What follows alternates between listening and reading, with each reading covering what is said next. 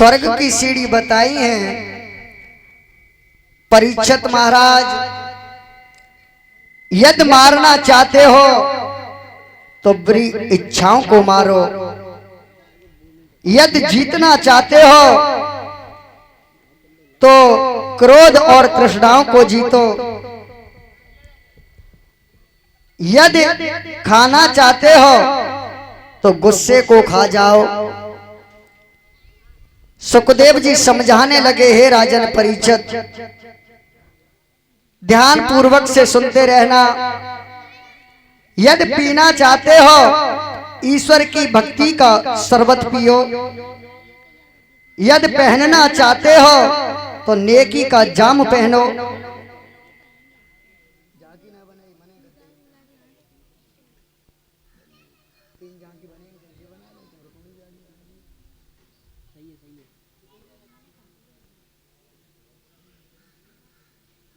कोई बात नहीं है, जब रुक्मणी का विवाह होगा तब दिखा देंगे झांकी, ठीक है। हाँ, यदि पहनना चाहते हो तो नेकी का जाम पहनो,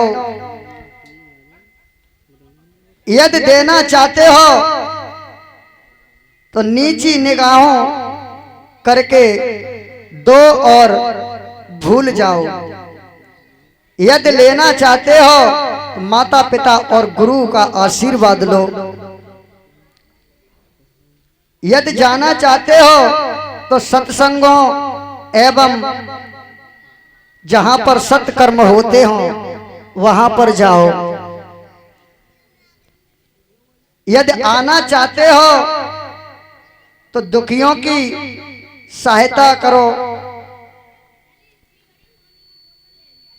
और छोड़ना चाहते हो तो पाप, घमंड और अत्याचार को छोड़ो, यदि बोलना चाहते हो तो सत्य और मीठे वचन बोलो।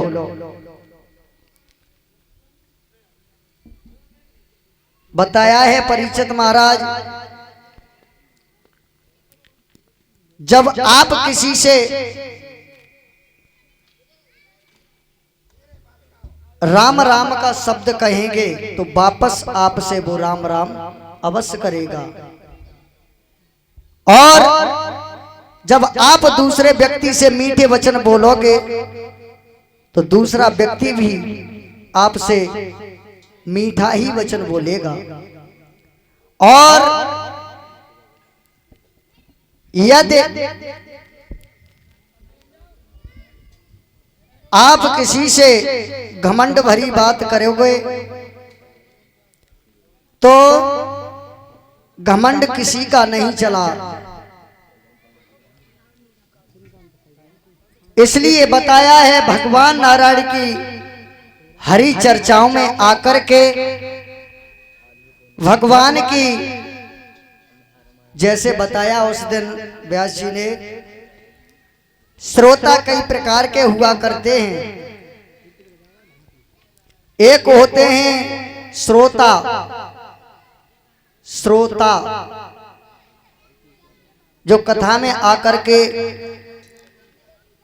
कथा को श्रवण करते हैं।